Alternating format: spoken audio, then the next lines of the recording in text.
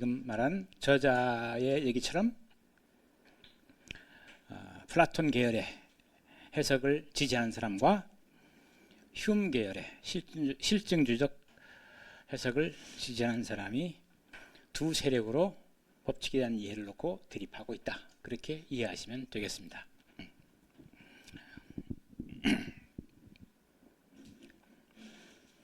3년 전에 나는 시카고 근교에 있는 미국의 유명한 노트담 대학에서 열린 한 토론회에 참석한 적이 있는데 거기에는 150여 명의 철학자와 논리학자들이 참가하고 있었다. 세 사람의 강연자는 모두 수리 논리학자였고 강연 내용은 하나같이 고도의 수리 논리적 형식으로 전달되었다. 이 토론은 이틀 낮과 사흘 밤에 걸쳐 거의 중단 없이 계속되었고 논의하는 것은 바로 지금 우리의 문제였다. 세계에서 가장 역량 있는 수리 논리학자 가운데 한 사람인 프린스턴 대학의 알론조 처치 교수는 저 옛날의 대가가 아테네이 광장에서 했던 것처럼 본질적으로 플라톤적인 학설을 옹호하였다. 나는 그가 그것을 아주 성공적으로 해냈다고 생각하지 않을 수 없다. 그것은 철학의 영원한 문제이다. 어쩌면 이 문제는 그 어느 다른 시대보다도 우리 현대인에게 더 절박한 것일지 모르겠다. 그 밑에는 읽지 않겠습니다. 자, 이렇게 해서 법칙이라는 게 무엇일까라고 하는 문제를 임의로 선정해서 툭 던져놓고 그에 대한 철학자들의 반응을 한 4가지로 나누고 각자 하나씩 소개하는 그런 글입니다. 근데 이때 법칙이라고 하는 것은 우리가 알고 있는 자연 법칙 그걸 얘기하지만 이걸 일반적인 용어로 바꾸면 보편자다 이렇게 바꿀 수 있다. 보편 또는 본질 이걸 일컫는 말로 바꿔 표현할 수도 있다. 보편, 본질 이거는 반복되는 거죠. 반복. 그래서 이건 생성소멸하지 않죠.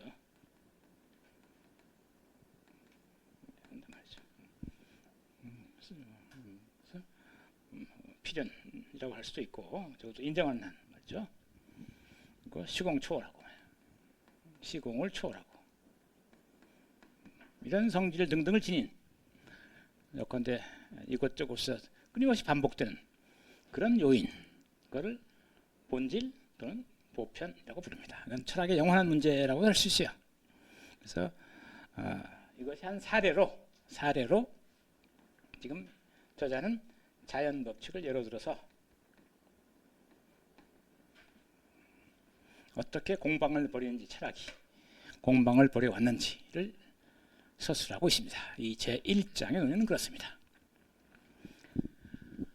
자, 보완해야 될 거 있나요?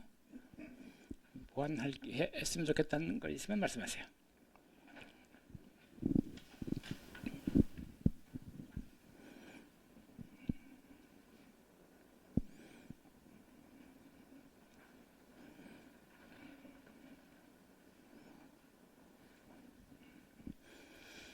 없지? 됐어요? 그러면 두 번째 챕터 합시다. 이제 여기 챕터가 본론이에요. 이거는 하나의 속된 말로 맛배기. 맛배기. 근데 맛배기인데 중요한 철학자가 사실 다 나왔도 상관없어요. 과언이 아니에요. 데이비드 휴м 나왔고 플라톤 나왔고 아리스토텔 나왔고 칸트가 나왔어요. 서양 철학사의 거목입니다. 거목. 그 밖에 좀 몇 사람 더 있지만 이 4사람만 웬만큼 알아도 서양 철학에 관련된 도서를 읽는데 어떤 이야기를 이해하는데 크게 무리가 없어요. 잘라내면 그만큼 중요한 이제 철학자들입니다. 어쨌든 이 사람들을 동원해서 철학이 어떻게 묻고 답하는지를 한번 간단하게 서술해 놓은 겁니다. 자, 그러면 이제 본론 두 번째로 갑시다. 챕터 2입니다. 철학.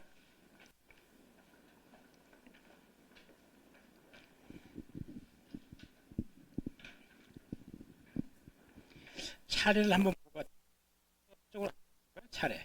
앞에 가면 이쪽인가요? 사쪽? 사쪽에 있네요. 목차, 목차. 이 책의 목차. 보면 자, 법칙은 우리가 지금 봤고 법 철학 있죠. 그 다음에 철학 밑에 보면 차근차근 볼게요. 인식, 진리, 사고, 가치, 인간 존재, 사회, 절대자 이렇게 되어 있어요. 각 챕터의 그 제목이. 네. 요 3, 4, 5, 6, 7, 8, 9, 10은 철학이 문제 삼는 대상들입니다. 대상들. 문제 영역을 가리키고 있어요.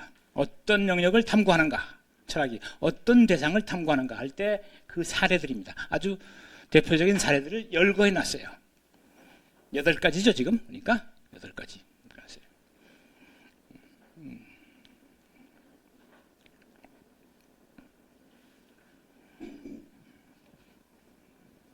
그래서 우선 두 번째 철학은 철학에 대한 아주 형식적인 정의, 데피니션을 하고 있어요. 그러니까 철학이란 게 뭐냐라는 걸 놓고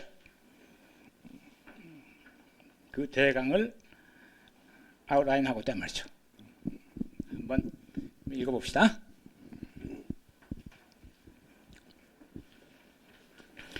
철학은 단지 전문가만의 관심사가 아니다. 왜냐하면 이상하게 들릴지 모르겠지만 아마도 철학을 하지 않는 사람은 아무도 없을 것이기 때문이다. 아니면 적어도 우리는 누구나 그 생애에서 철학자가 되는 순간들을 가지게 되기 때문이다. 자연과학자나 역사가 또는 예술가라면 특히 그럴 거다. 그들은 누구나 조만간 철학에 관여하게 된다. 물론 나는 여기서 이런 사실이 인류에게 크나큰 도움이 된다고 말하고 있는 것은 아니다. 철학하는 문외한들, 비록 그들이 유명한 물리학자거나 시인 또는 정치가라 할지라도 그런 초보자의 글은 되게 서툰 것이다. 흔히 그것들은 미숙하고 소박하며 대부분 그릇된 철학을 내용으로 하고 있다. 하지만 이런 것은 여기서 중요하지 않다. 중요한 것은 우리가 모두 철학을 하고 있다는 사실, 그리고 철학을 하지 않을 수 없는 것처럼 보인다는 사실이다. 자, 이건 뭐 그냥 일반적인 서술입니다. 우리가 어떤 철학적 고민을 하게 된다. 누구나 뭐 그런 정도로 이해하시면 되겠습니다. 그러므로 철학이란 과연 무엇인가 라는 물음은 누구에게나 중요할 수 있겠다. 유감스럽게도 이것은 가장 난해한 철학적 부름 가운데 하나이다. 철학이란 무엇인가 말이죠. 나는 철학이라는 말만큼 많은 의미를 가지고 있는 말을 별로 알지 못한다. 바로 요 몇 주 전에 나는 유럽과 미국의 지도적인 사상가들이 프랑스에서 가진 학술회의에 참석했다. 그들은 모두 철학에 관해 한마디씩 했으나 각기 그 말을 아주 다른 의미로 이해하고 있었다. 우리는 철학에 대한 여러 가지 해석들을 좀 더 상세히 살펴보고 이어서 실루엣처럼 뒤섞여 있는 철학에 대한 정의와 견해들 가운데서 참된 이해의 길을 찾아보기로 한다. 그랬습니다.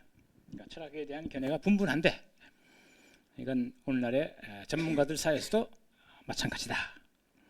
그래서 이런 분분한 철학에 대한 설을 놓고 들여다보고 좀 정리를 해보자 그런 얘기입니다. 제가 그 철학 공부를 시작하고 얼마 있다가 고향에 갔더니 옆집 건너에 사시던 어느 인척분이 반갑게 나를 불러가지고는 물어봐요. 네 철학한다며? 응? 예. 야, 그 철학 좀 난 좀 얘기해봐라. 아, 나 그거 내가 지금 젊었을 때부터 철학 하는데 그게 뭔지 난 모르겠다. 네 잘됐다. 철학이 뭐야? 아, 내가 그때 아마 학부 한 3학년이나 4학년 됐을 거예요. 그냥 고학년이었어요. 근데 애석하게도 내가 그 대답을 제대로 못했어요. 그리고 학부를 졸업하고 대학원 졸업하고 석사 마치고 저희 때만 해도 여러분도 뭐 기억하시는 분 계실지 모르겠지만 석사 학위를 받으면 그때 그 연구자들이 많지 않아서 강의를 줘요. 학교에서 개론 강의를, 인문 강의 같은 거. 그럼 석사 한 사람들한테 이렇게 줘요. 근데 그 강의를 했어요. 그래서 내가 이제 누가 물어보면 과거에는 내가 비록 대답 못했지만 이제 또 대답 못하면 안 된다. 그래서 그걸 찾기 시작했어요. 찾다가 이 사람을 찾았어요. 내가 이 사람을 찾았어요. 뭐 사전도 찾아봤고 온갖 거 다 찾아봤어요. 뭐 다 뭐 그렇게 시원치가 않아요. 근데 이 사람 글을 찾고 나서 보고 나서 이거다 했던 기억이 있어요. 그래서 그걸 그 인연으로 그 이후에 제가 철학 입문 강의할 때면 이 텍스트를 썼어요. 그래서 이건 그 학부생들 뭐 철학 그 기초 과목이니까 영어로 되는 거 있죠. 영어로 읽었어요. 읽어서 번역해주고 애들 보고 번역하라 그러고 그러면서 읽었었어요. 그만큼 이 책에 이 사람의 저술 내용이 그렇게 완벽하지 않아요. 지금 그 아까 법칙에서 봤지만 조금씩 좀 이렇게 뭡니까 좀 과잉 진술을 해요. 좀 빗나간 진술도 하고. 근데 유독 철학에 대한 요 얘기만큼은 마음에 들어요. 내가 무수히 그 답을 찾으려고 온갖 그 서양에서 나온 이런저런 책들 뭐 이렇게 뒤졌는데 별로 그렇게 탐탁하지 않았는데 이건 괜찮았어요. 그 이유를 내가 나중에 설명드릴게요. 이 챕터 끝날 때쯤. 그래서 철학이라는 게 뭐냐라고 이렇게 던졌을 때 편향 없이, 그러니까 특정한 어떤 그 관심에 경도되지 않고 이렇게 공평하게 말할 수 있는 아주 좋은 데이터였어요. 그러니까 여러분이 이걸 통해서 철학이 뭔지 분명히 깨닫게 되길 바랍니다. 충분히 그럴 수 있을 거예요. 물론 더 중요한 건 사실은 그건 내가 나중에 강의하다 알았는데 그래, 철학 이런 거야. 그래. 맞아. 이런 것 같아. 근데 왜 하지? 뭘 해? 그냥 무슨 허황된 얘기 같은데 말이지. 그건 뭐 속된 말로 실생활에 하나 도움 안 되는 것 같아. 이거 뭐 이거 아무리 읽어봐요. 그게 무슨 뭐 나한테 무슨 뭐 떡이 되나 밥이 되나 뭐 심지어 무슨 뭐 그 사람들 사이에 그 논란 붙게 좋아하는 무슨 정치와 그런 데가 별로 도움 안 돼. 이런 식의 탐구 가지고 도움 안 되는 것 같아. 뭐. 근데 사실 도움이 됩니다. 왜 탐구하는가도 이 책에는 없어요. 제가 부록으로 왜 철학을 하는지 소개해 드릴게요. 왜 하는지는 그건 그때 가서 보기로 하고. 자, 그러면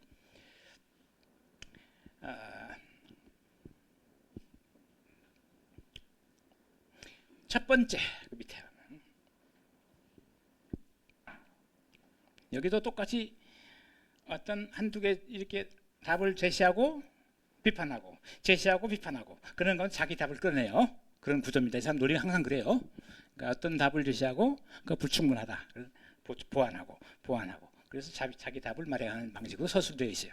봅시다. 여기서 첫째로 말이죠. 철학이라는 건 아직까지 과학적으로 다룰 수 없는 모든 것에 대한 집합적 개념이라고 하는 견해가 있다. 이것은 예를 들어 러셀과 실증주의 철학자들의 견해이다. 지난 시간에 잠깐 얘기했었죠. 왜? 철학이라는 건 고유 대상이 없단 말이죠.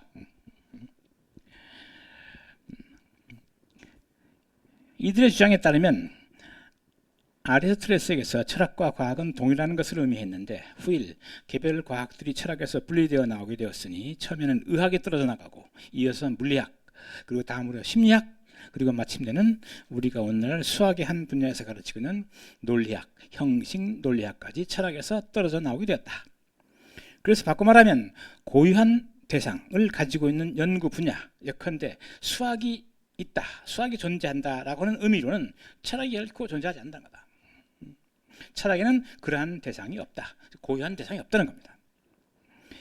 다만 적어도 실증주의자들이 이해하는 철학은 아직 미숙한 상태에는 여러 가지 문제들을 밝히거나 설명하려는 어떤 하나의 시도 또는 일련의 시도를 일컫는 말에 지나지 않는다. 그러니까 철학은 고유한 탐구 대상이 없고 다른 여러 과학이 미처 탐구하지 못하고 있는 분야 또는 불분명한 분야를 미리 한번 들여다보고 문제를 정리해주는 그런 정도의 역할밖에 없다 말이죠. 그러니까 수학은 수를 대상으로 하죠. 생물학은 생명체를 대상으로 하죠. 물리학은 물리적 존재를 대상으로 하죠. 그럼 철학은 뭘 대상으로 하느냐? 그런 대상 없다. 그런 방식으로 철학은 대상 영역을 특정 지을 수 없다. 이게 논리 실증주의자들의 생각이란 말이죠. 이 생각을 이은 게 오늘날 언어 분석 철학자들의 생각과 유사합니다. 이 전통을 잇고 있어요.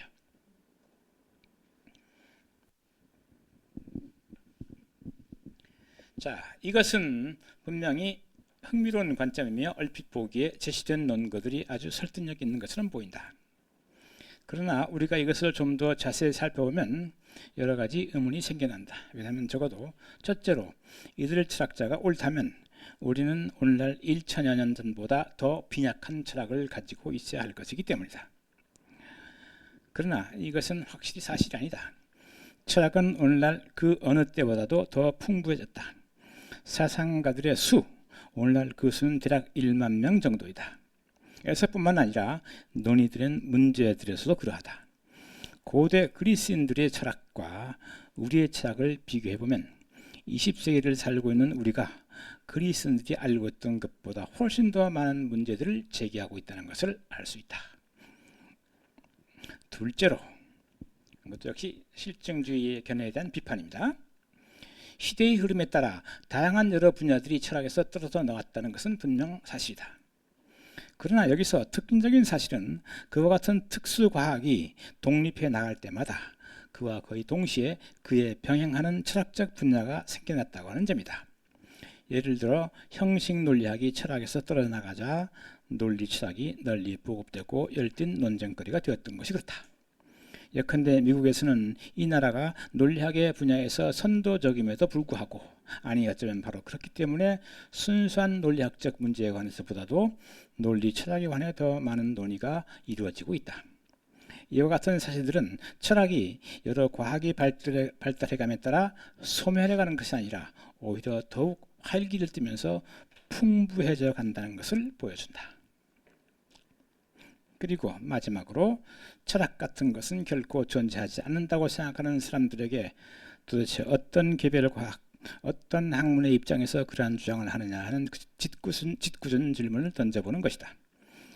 아리스토텔레스는 철학을 반대하는 사람들에게 말하기를 우리는 철학을 하거나 철학을 하지 말아야 하겠지만 만일 우리가 철학을 하지 말아야 한다면 그것은 오직 어떤 철학적 입장에서 가능할 뿐이다 라고 한 적이 있다.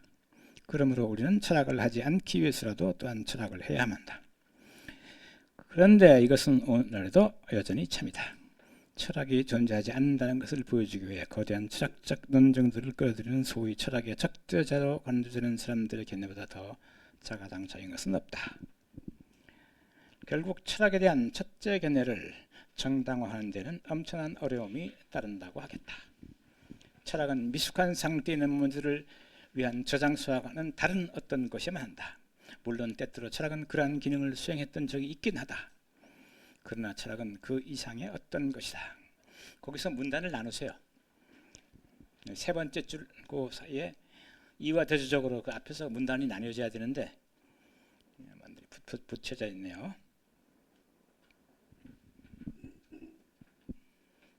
자, 여기까지는 그 러셀과 논리 실증주의자들이 철학이란 게 뭐냐라고 했을 때 던지는 답변, 철학은 아직 미성숙한 문제들을 분명하게 문제로 만들어주거나 모호한 문제 영역을 명료한 문제로 바꿔주거나 하는 정도의 역할을 하는 거단 말이죠.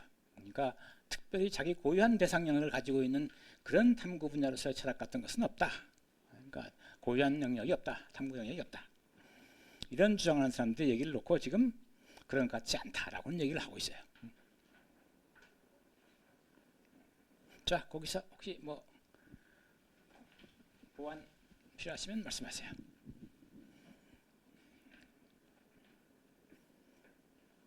됐나요?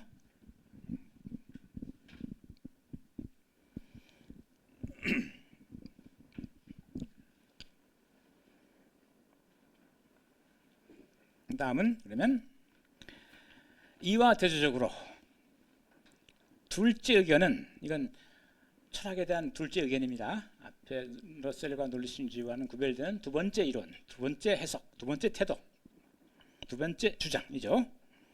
둘째 의견은 가능한 모든 개별과학이 철학에서 떨어져 나간다 해도 철학은 결코 사라지지 않을 것이라고 주장한다. 왜냐하면 이 두 번째 견해에서 보자면 철학은 결코 과학이 아니기 때문이다. 과학이라고 하는 것이 철학에서 떨어나갔다라고 하는 것만 가지고 철학이 줄어든다, 축소된다 이렇게 말할 수 없다는 겁니다. 철학은 애당초 과학과 같지 않기 때문에.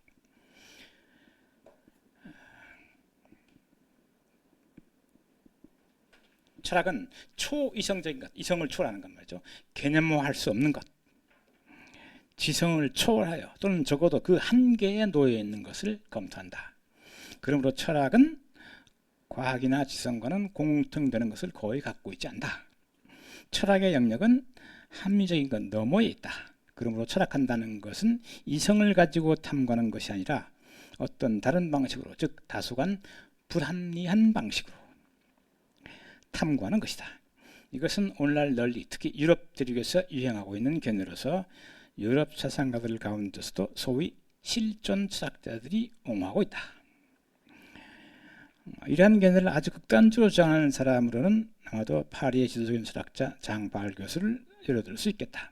그에게는 철학과 시 사이에 어떠한 본질적인 차이도 없다. 하지만 이런 점에서는 유명한 실존 철학자인 칼 야스퍼스의 견해도 바울의 생각과 유사하다. 제네바 출신의 여러 철학자 잔 에리쉬의 해석에 따르면 철학은 과학과 음악의 경계선상에서 이루어지는 사고이다. 또 한 사람의 실존 철학자인 가브리엘 마르셀은 오늘날 몇몇 철학자들이 곧잘 쓰곤 하는 소설은 말할 것도 없고 그가 저출한 철학서 한 곳에다가 음악 한 곡을 끼워 넣고 있기까지 하다. 자, 이거는 두 번째 철학이란 뭐냐라고 할 때 두 번째 답변으로 실존 철학자들의 답변입니다.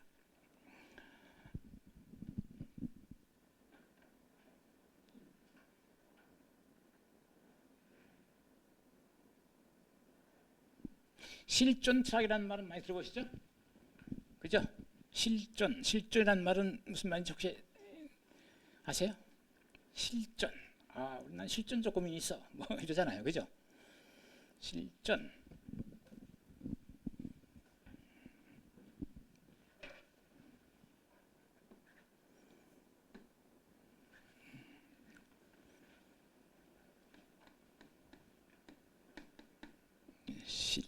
실존. 영어로 그냥 existence입니다. 이게 존재, existence 그 말이에요. 그러니까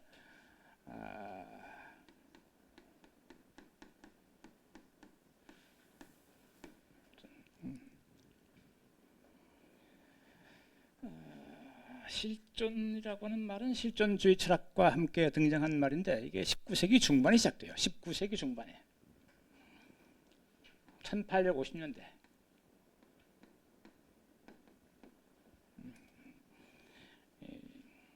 19세기 중반은 서양의 문명사에서 아주 그 변곡점이 되는 시절이었어요. 이때 뭡니까 우리가 잘 아는 다윈의 진화론도 이때 나왔고, 뭡니까 그 전기관도 이때 발명돼서 나오고, 실존이라는 개념도 이제 나옵니다. 그리고 또 좀 있으면 이제 아까 말한 유크리트를 넘어서는 적 세계도 출현하고 19세기 중반입니다. 그래서 대단히 변혁적인 시기였어요. 또 혹시 여러분 잘 아는 니츠라는 사람도 있죠. 니츠라는 사람도 이때 등장하고. 그런데 이 개념은 키엘케고라는 사람이 먼저 쓰는데, 키케고르랍니다. 영어로는 키케고르. 덴마크 출생의 철학자인데, 키케고르인데 이걸 조금 더 분명하게 정의하는 사람이 그 후세에 등장하는데, 여러분이 잘 아는 장폴 사르트르 들어봤죠? 사르트르.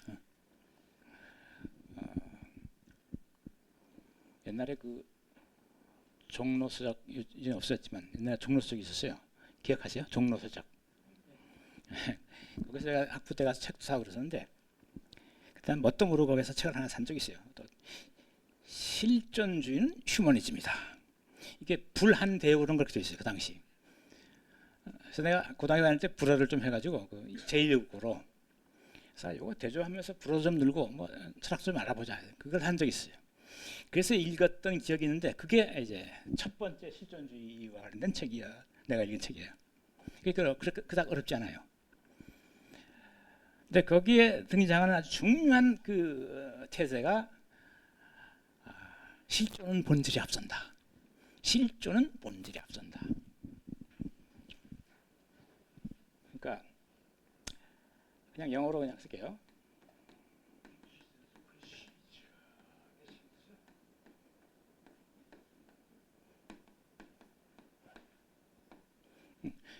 Existence precedes essence. 본질 선행한다. 선행한다. 이거는 그냥 보면 뭐 말이 무슨 말인데 무슨 말일까 싶기도 한데, 이건 우리가 방금 전 시간에 얘기했던 플라톤 이래의 철학, 서양 철학 전체를 뒤엎는 태세예요. 플라톤 생각이 하면 세상은 어떻게 받는가? 본질이 먼저 있어요. 그걸 구현하는 게 이 세계예요. 그렇죠?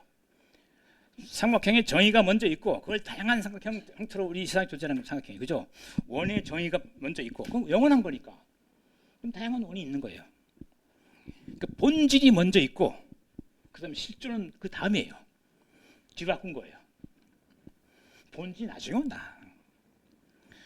그러니까 그 그리스적 플라톤의 사유가 기독교적 유대 사상과 얽히면서 신이 인간을 창조할 때 무슨 상이 먼저 있죠? 인간상이 먼저 있어요. 그 상에 본떠서 인간을 빚어서 만들었어요. 그렇죠? 기독교에서도 본질이 실존에 앞섭니다. 인간의 상이 먼저 있어요.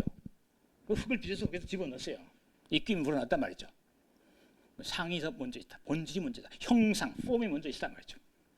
이게 서양의 철학뿐만 아니라 신학에도 스며들어갔던 사상입니다. 본질이 실존에 선행한다. 이거를 1970년대 초에 사르트르가 뒤엎어버렸어요. 존재가 먼저고 본질은 나중이야. 그럼 이게 뭘 하며 있는가? 이건 그 당시에 여러 가지 사회 문화적 상에 관련된 도전적 언명으로 이제 키를 키우고 시작됐지만, 그냥 단순히 추상적으로 말하자면 인간은 내가 실현해야 할 본질을 갖고 있지 않아. 그건 미리 주어진 게 아니야. 그건 내가 만들어가는 거야. 각 개인이 만들어서 실현해가는 거지, 밖에서 주어진 게 아니야. 신이 나에게 집어넣지 않았어. 애당초 인간의 본질 그런 거 없어. 내가 상정하고 내가 만들어가는 거야. 이렇게 인간이 이렇게 본질에 선행해서 자기 스스로 삶의 의미를 만들어가는 그런 존재로서 인간 존재상, 존재 방식, 그걸 실존이라고 불러요. 실존이라고. 그 전에까지는 인간은 내가 구현해야 될, 각지 인간이 구현해야 될 본질이 있어요. 우리가 과거에 어렸을 때 그런 얘기 자꾸 들었어요. 여러분도 그런지 모르겠는데, 자아실현, 그런 거 들어봤죠? 자아실현. 실현한다는 건 뭐예요? 원형이 있다는 거 아니겠어요? 아직 실현되지 않은 무언가가. 그게 본질입니다. 자아를 실현해야 된다. 본질이 뭔 주어졌다는 그런 발상에서 그런 표현이 나온 거란 말이죠. 근데 그런 거 없어요. 실현해야 될 자아가 없어. 그럼 내가 만드는 거야. 장차 어떻게 할지, 내가 뭘 될지 내가 만드는 거야. 그러니까 내가 나를 만들 때 나는 철저히 자유로워. 나의 지침이 없어. 내가 누구도 나한테 뭘 하라고 시키지 않아. 난 절대 자유 지평이 있어요. 절대 자유 지평이. 내가 결단할 뿐이야. 우리 결단. 그래서 책임도 져야 돼.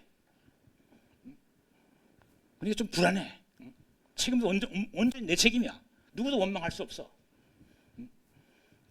그러니까 20세기 중반에 19세기 중반부터 20세기 중반 사이에 서구 유럽의 인간의 정신성, 정신 상태를 반영하는 표현이에요. 이제 더 이상 신이 우리를 이끌어주지 않아.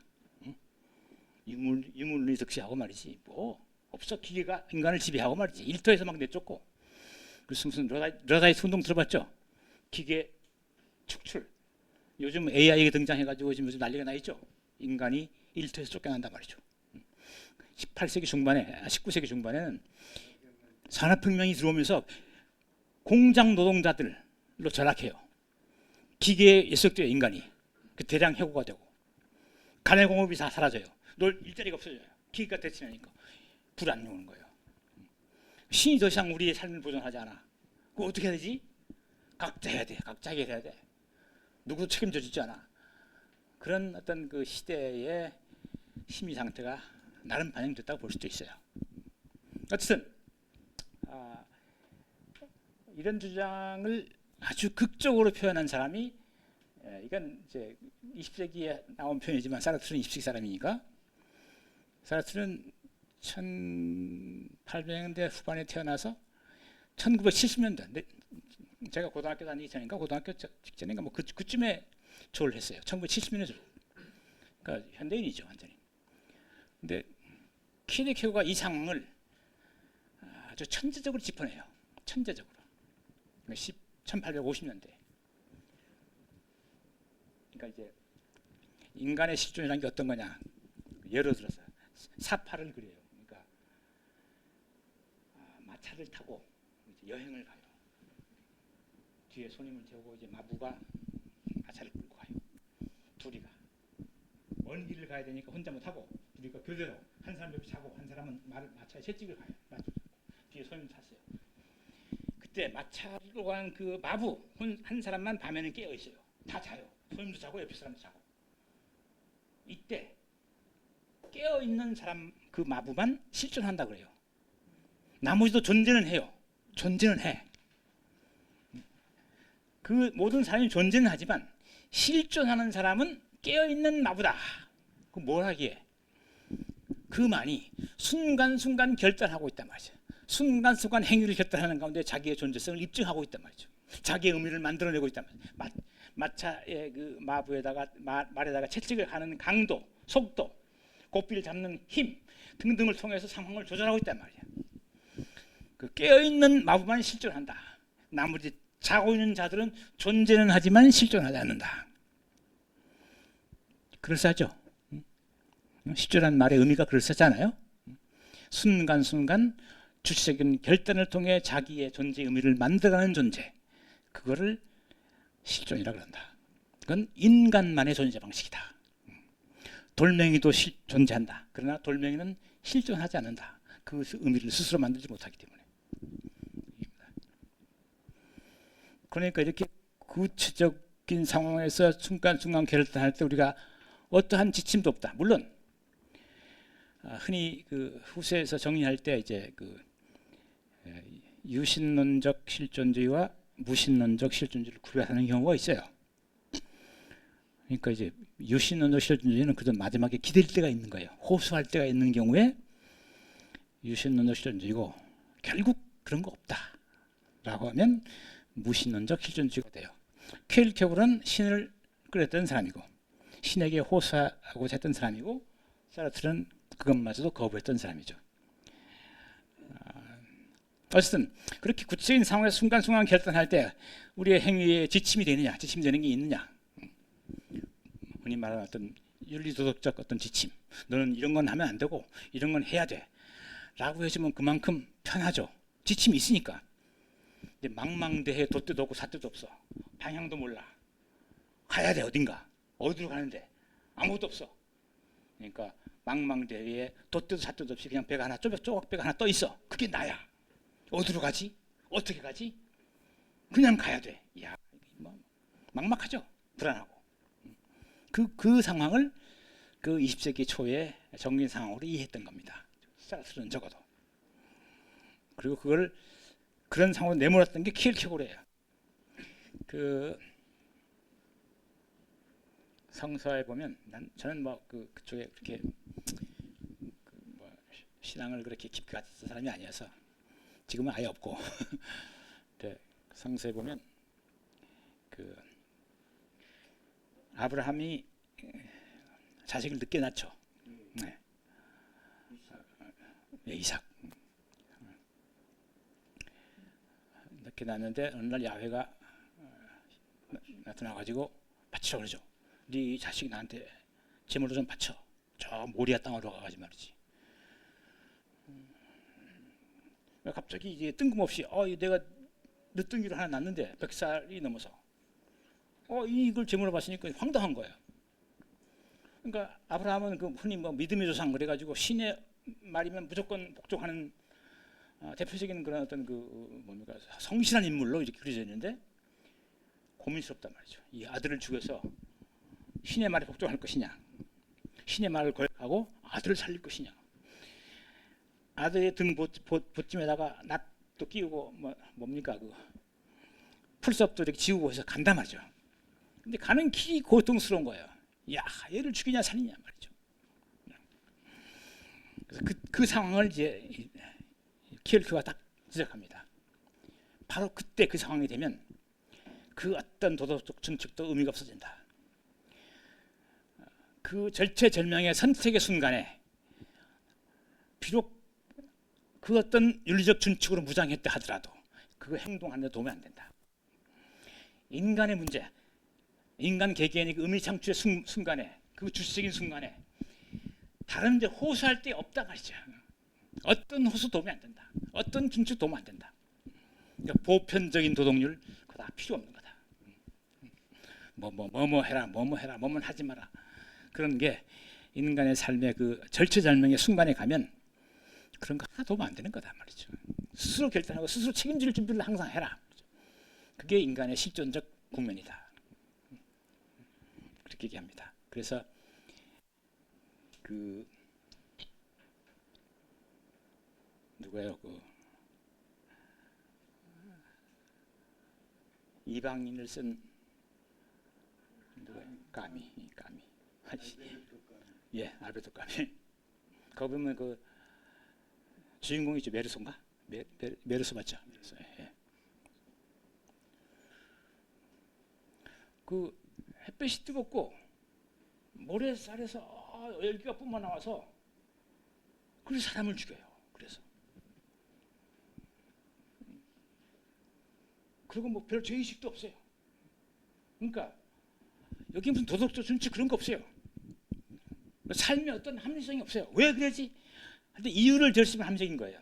왜 그랬어? 하면 이유가 없어. 햇빛이 뜨거운 게 이유가 될 수가 있나? 사람 죽이는데 이상하잖아. 이게 아부사든 거야. 아부사든 불합리한 거란 말이에요. 부조리.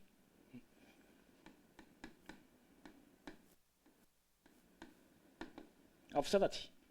아부사다. 부조리하단 말이죠. 합리적인 엄명으로 해석 안 되는 상황이란 말이죠. 왜 설명할 수 없어? 그러니까 인간 삶에 어떤 보편적인 룰, 보편적인 준칙 그런 거 없다. 삶은 부조리한 거다. 또 어떻게 보면 의미를 찾지 마라 이미 더 이상. 그래서 아주 그 시대의 극단적인 값, 그 당시 인간의 자기 이해, 어떻게 20세기 중반에 어떻게 서구인들이 유럽파, 서부 유럽의 인간들이 어떻게 자신을 이해하고 있었는가? 그럴 수밖에 없는 게 막상 이해가 가요. 왜? 20세기 중반이 어떤 시대입니까? 서부 유럽에 양차 대전으로 아주 작살이 났어요. 무수한 젊은이들이 죽어갔단 말이죠. 아침에 나가면서 기도하고 나가요. 그러고는 가스실로 수백 명을 보내. 그 독일군 장교가 가끔 보면 나오죠. 성우 후고 나가요. 성우 후고 나가서 눈 하나 깜짝 감고 한꺼번에 수백 명을 가스실로 보내. 이런 불합리가 어디 있어요? 거기 무슨 신이 있어요? 상징만 있지.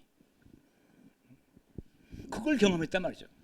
그러니까 그 사람들이 반상, 야, 그러니까 여기 무슨 의미 있고 무슨 신이 섭리가 있어? 없어. 이유 없는 충돌들만 있지. 없었단 말이죠. 그것도 부분적으로 대변하고 있어요. 실존주의가.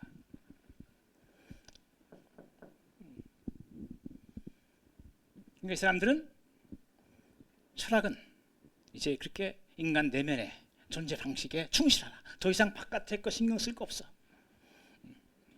그건 다른 과학들 하라 그러고 세상에 그렇게 합리적인 틀도 없어. 세상이 인간의 무슨 행위에 무슨 준칙과 보편적 원리 찾지 마라. 각자 도생해라. 각자 도생해라. 이게 실존주의입니다. 그러니까 이 사람들의 관심은 개인으로서의 인간,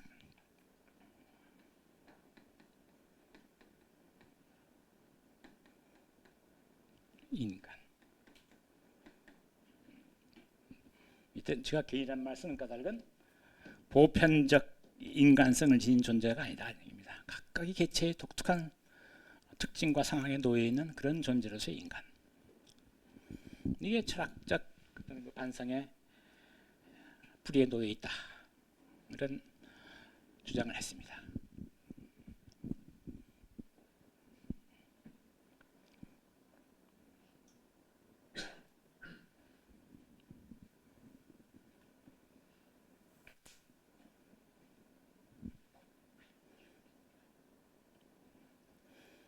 자, 실존 철학자들 얘기는 이 정도 하면 될 것 같은데 또 혹시 뭐 시대적 산물입니까? 시대를 이끌어가는 정신. 철학 내 말 봐도 그 해겔이 그런 말 했어요. 미네르바의 올빼미는 황혼이 되어서야 나른다. 이게 무슨 말인가? 역사가 이루어지고 나서 시작한다. 그러니까 철학은 반성의 학문이지 예지의 학문이 아니에요. 반성의 학문이지. 그 뜻입니다. 거의 정확할 거예요 아마. 철학이 뭐 앞서서 뭔가를 한다는 거는 인간인데 철학자도.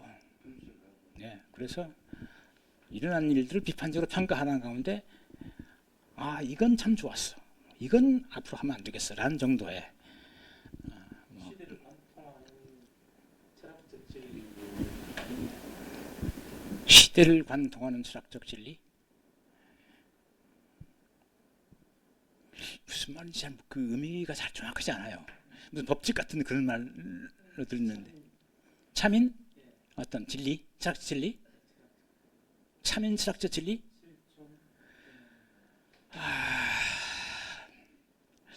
그거 있다고 하는 사람도 있을지 모르겠어요. 그런데 나한테 물어보면 그런 거 없다고 할게요. 철학 진리, 시대를 관통한 철학 진리. 그거 혹시 그거 뭐 어떻게 잘 고민해보면 뽑아낼지 모르겠어요. 그러나 그렇게 중요한 것으로서 아주 우리에게 의미 있는 그런 가치가 있는 것처럼 보이는 그런 보편적인 철학적 진리, 그건 없는 것 같아요. 모르겠어요. 있을지. 일단 떠오르는 게 없어요.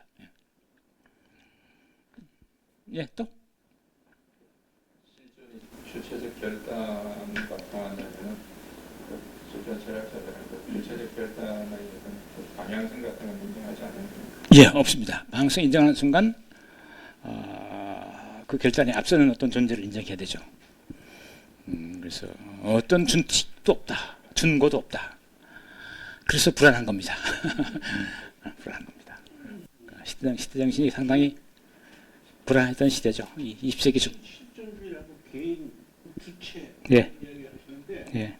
그 하이데거 철학에 들어가면 이론론적이다 말입니다. 개인 하이데거는 실존주의가 아니다. 하이데거 실존주의예요. 실존주의라고 예, 실존주의입니다. 실존주의인데 하이데거는 큰 부류에서 실존주의이긴 한데, 근데 그 사람은 실존주의라기보다는 형이상학적으로 통해요. 예. 인간의 존재 방식을 통해서 존재 일반의 문제를 다루고자 했어요. 그러니까 인간만 아니라 이 세계 존재 자체, 그거 자체의 의미를 인간을 끈앞으로 해서 그걸 해명하고자 하는 사람이에요. 그래서 존재론자. 이게 좀 어려운 얘기인데 이건 나중에 기회가 될 때가 있을 거예요. 존재론 하고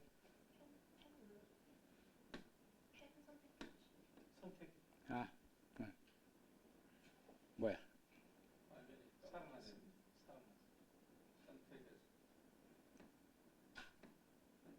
됐네? 야, 이거 어렵네. 펜. 된 거예요?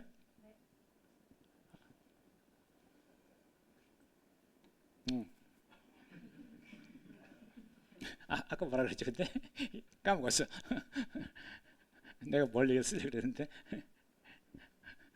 아까 뭐라고 말씀하셨죠? 예? 하이데거 존재론.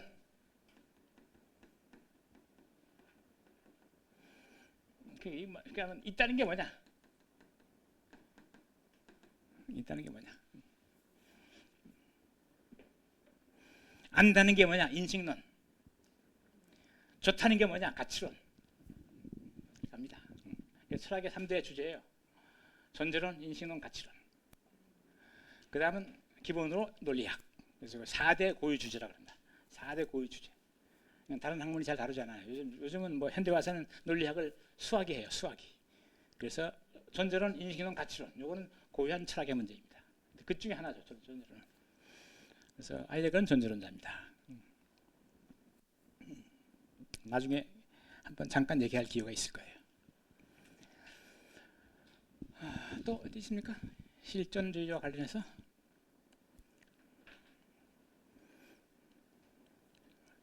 시간이 조금 남았나요?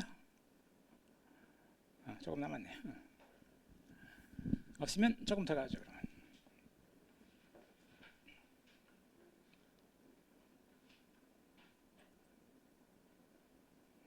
자, 12쪽 중반 하단에 있는 문단이죠. 이러한 의견 또한 하나의 주목할 만한 철학적 논제다. 그리고 사실상 이를 뒷받침하기 위한 많은 논거가 동원될 수 있다. 첫째, 한계선상의 문제. 그리고 대다수의 철학적 문제들이 이런 생길 것인데, 인 경우 우리는 시인들이 하듯이 감정이나 의지, 상상력과 같은 우리 자신의 온갖 능력을 활용해야 한다. 둘째, 지성으로는 철학의 근본 요소에 다가설 수 없으며 따라서 우리는 가능한 한 모든 수단을 통해 그것을 파악하려고 해야 할 것이라는 점이다. 셋째, 지성에 포착되는 것은 이미 어떤 과학에 속하는 것이기 때문에 철학에는 지성의 한계선상에 있거나 지성의 한계 넘어 있는 것은 이와 같은 어떤 시적인 사고가 남아있을 뿐이라는 것이다. 우리는 이러한 종류의 논거를 더 들을 수도 있다. 그러니까 실존주의자들은 인간에 집중함과 동시에 자연세계라고 하는 건데에도 어떤 합리적 틀도 어떤 보편자도 존재하지 않는다고 봅니다. 과학이라고 하는 건 과학 나름의 현상세계를 탐구할 뿐이지 존재의 내면에 어떤 합리적인 질서가 있다라고 하는 건 다 꿈같은 얘기다. 환상이다 말이죠. 그러니까 지성을 가지고 인간의 이성을 가지고 세계를 재단하려 하지 마라. 철학은 더더욱 그렇단 말이죠.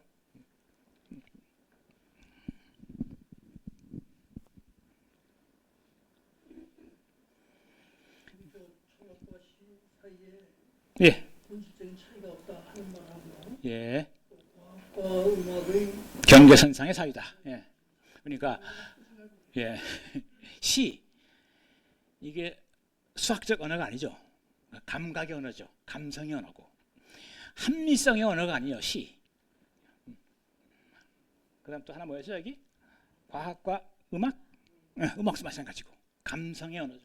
감성의 영역이다 말이죠. 감성의 영역, 감정의 영역이라고 할 수도 있고 감정의 영역.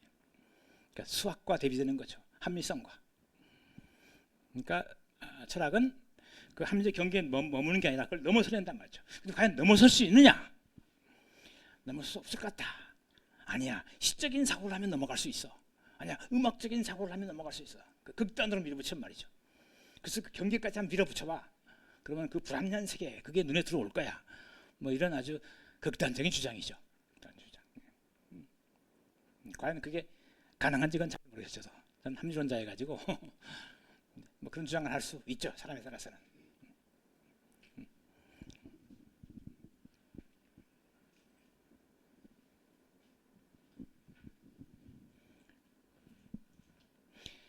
자, 12페이지가 맨 마지막 줄인데요. 이제 반론입니다. 실존주의 철학자들이 실존 철학에 대한 반론. 그러나 수많은 사상가들이 이러한 생각에 반대한다. 그 가운데서도 말할 수 없는 것에 대해서는 침묵해야 한다. 고 했던 비트겐슈타인의 경륜에 동의하는 사람들이 특히 그렇다. 이때 비트겐슈타인에게 있어서 말하다는 것은 합리적인 운명, 곧 사고를 의미하다. 수학적 사고입니다. 이성적 사고. 시적인 철학을 반대하는 이들 사상가에 따르면 우리가 정상적인 인간의 인식수단, 즉 지성을 가지고 어떤 것을 파악할 수 없다면 우리는 그것을 결코 파악할 수 없다. 우리가 어떤 것을 인식하는 데는 오직 두 가지 방법이 있을 뿐이다.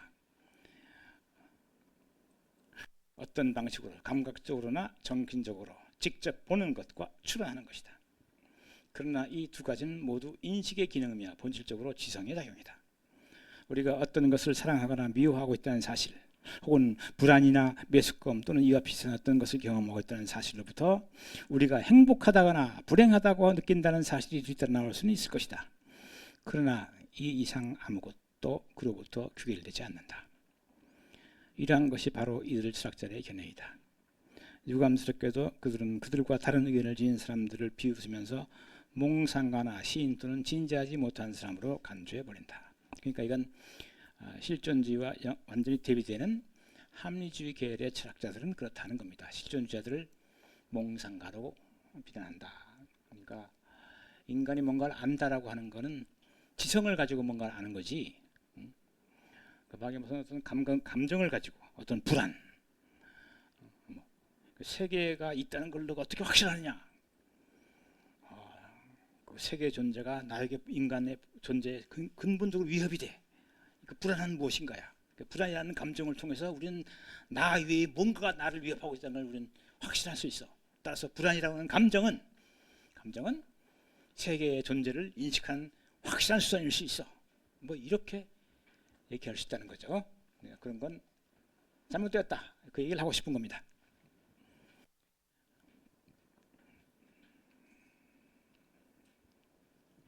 그 비트겐슈타인의 경륜에 동의한 사람을 할 때 그 비트겐슈타인은 설명이 좀 필요해요. 그 사람은 설명이 좀 필요한데 좀 길어요. 그래서 여기까지 읽고 오늘은 자 혹시 뭐 질문할 게 있으면 지금 하시고